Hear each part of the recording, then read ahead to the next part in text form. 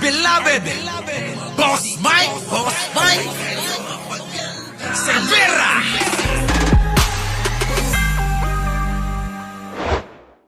Na ang Pilipinas. Naalala niyo po ba ito? Ito, welcome to the Philippines, province of China. Sige. Siya na pala ng China ang Pilipinas. Base yan sa bumungad ng mga ganitong tarpaulin sa iba't ibang bahagi ng Metro Manila kanina umaga. Nakasulat sa tarp, Welcome to the Philippines, province of China.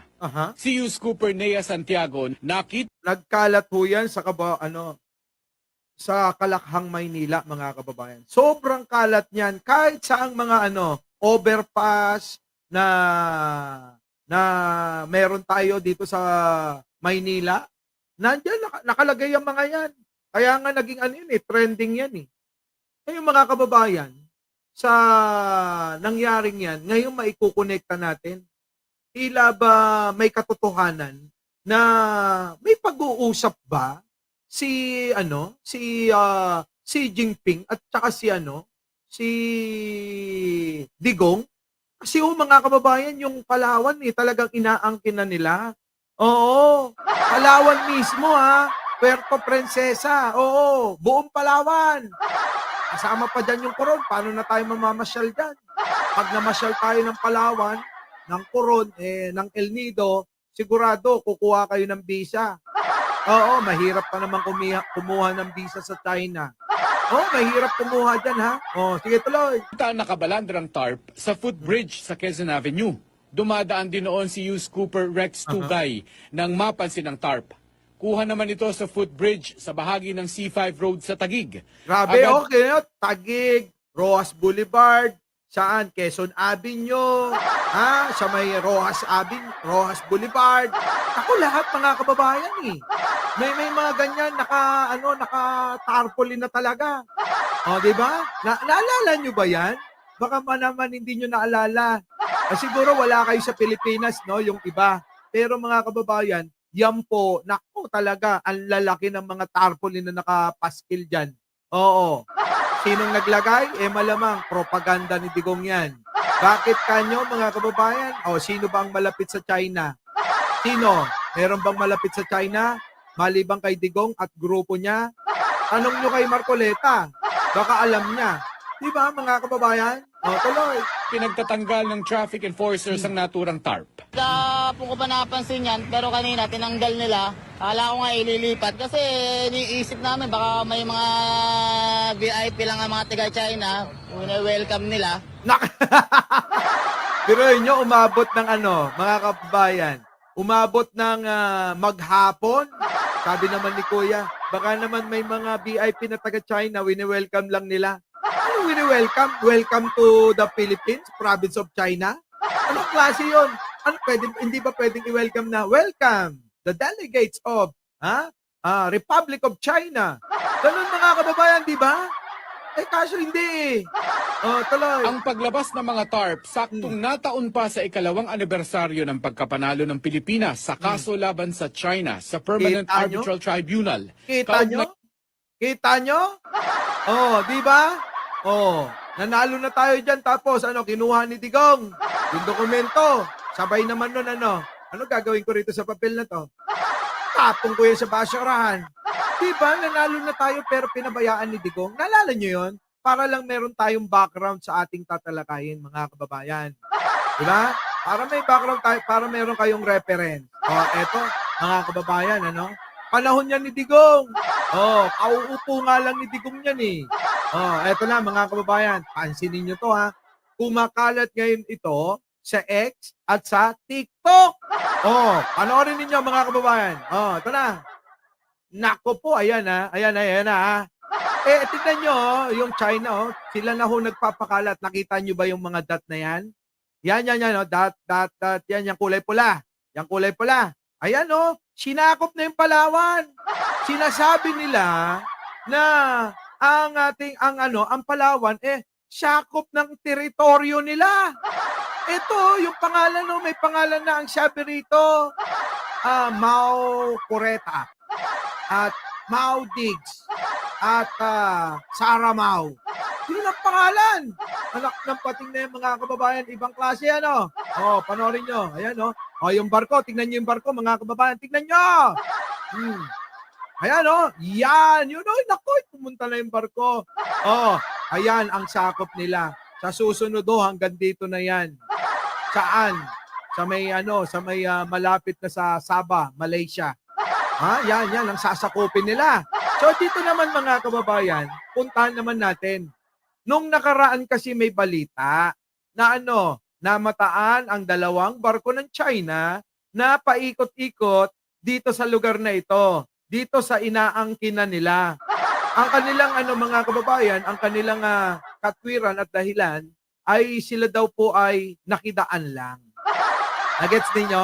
Nakidaan lang daw sila dyan. Yam yung dalawang barko na yan. Ngayon, mga kababayan, nagulat tayo bakit nagkaroon na ng ganitong pang-aangkin ang China. Di ba? Nagulat na ako bakit nagkaroon na ng pang-aangkin.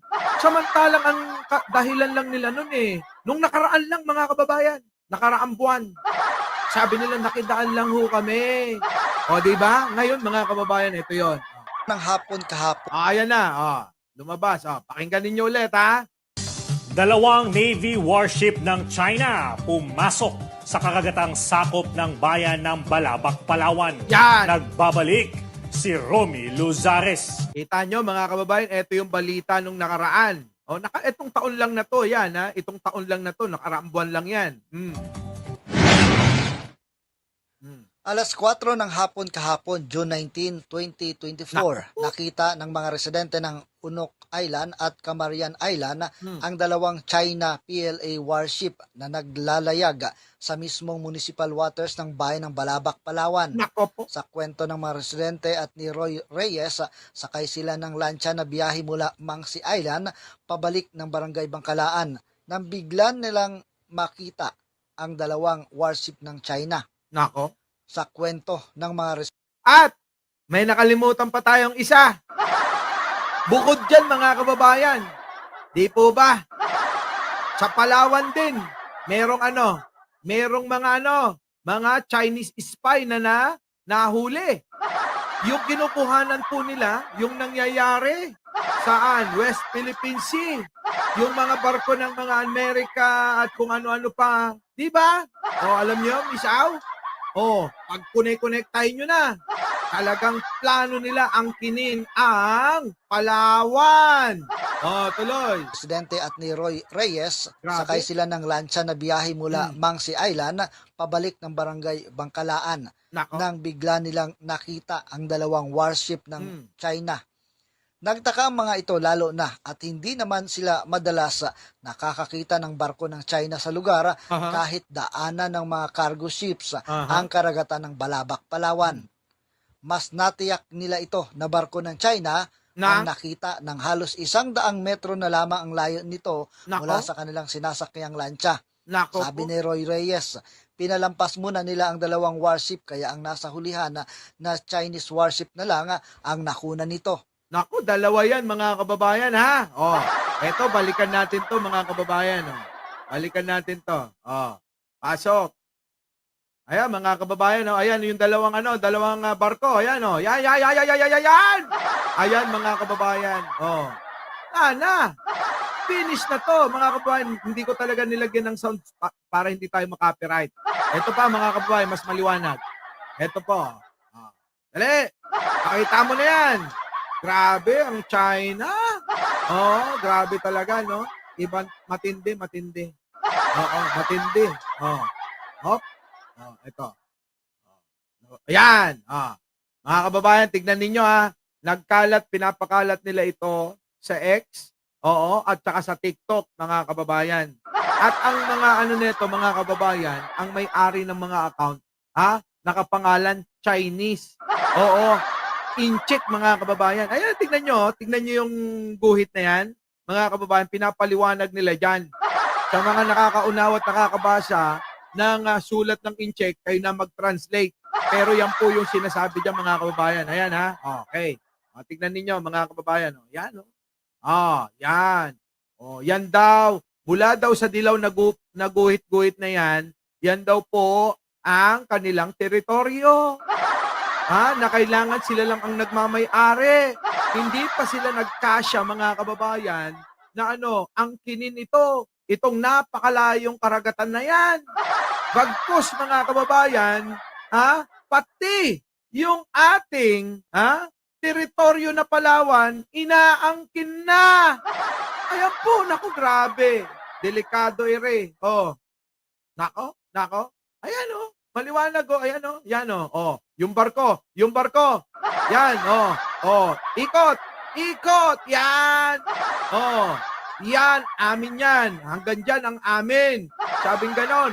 Kaya nga, may pangalan na. Nakikita niyo po ba yung Palawan? Naging kulay pula na. Party na daw ng China dahil kulay pula sila. At ito ang pangalan. Nakikita niyo, tatlo yan. Mau Coreta. Mau Dig. Saramao. Siguro yun yung pangalan. Putik. Matindi tong China, no, mga kababayan. Matindi, no? Grabe, no? Ang tindi nila. Ano kayang pumasok sa ulo nila, no?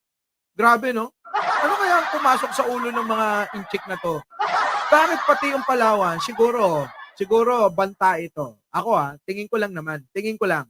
Banta ito na, sige, ayaw nyo tumigil dyan sa West Philippine Sea, kung gusto ninyo, kung gusto nyo, pati ang Palawan, naangkinin namin. Akala mo naman talaga kakayanin, ano? Hindi nila kakayanin, mga kababayan. Bakit? Nagkaroon ng joint exercise. Ang France at ang Pilipinas, tameme sila. Mga kababayan.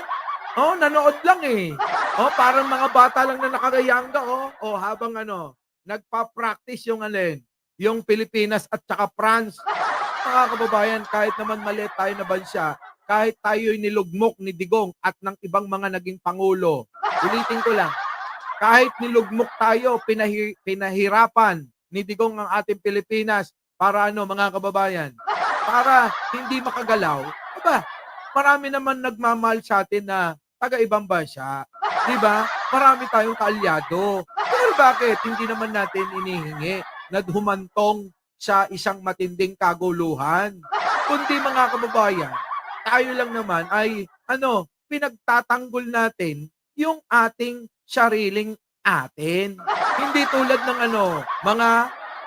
mga kampo ni Duterte na imbis na tayo, mga kababayan, ng mga Pilipino ay kampihan at protektahan at ipagtanggol ang kanilang nais, mga kababayan, umampi sa China. Hayaan daw yan dahil kanila yan.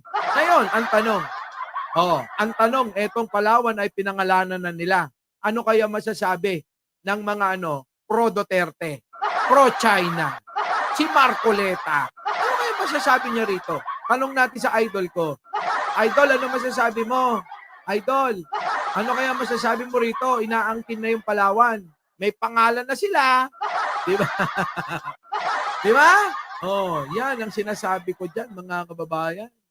Kayo po, mga kababayan, ano po masasabi nyo rito? Paki-comment naman po. Paki-comment! Ako!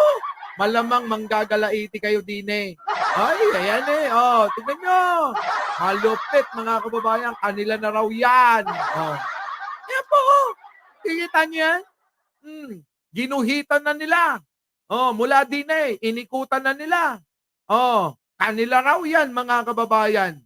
Malamang din sa pagitan ng mga kababayan, itong dalawang paan ng ating mapa ng Pilipinas. Malamang, mga kababayan, kaya nila aariin to. Malamang may nakita na naman sila dyan na mina. Kaya kailangan angkinin nila. Kita nyo? Grabe, no? Mga kababayan. Ang titindi. Papayag po ba kayo ng ganyan, mga kababayan?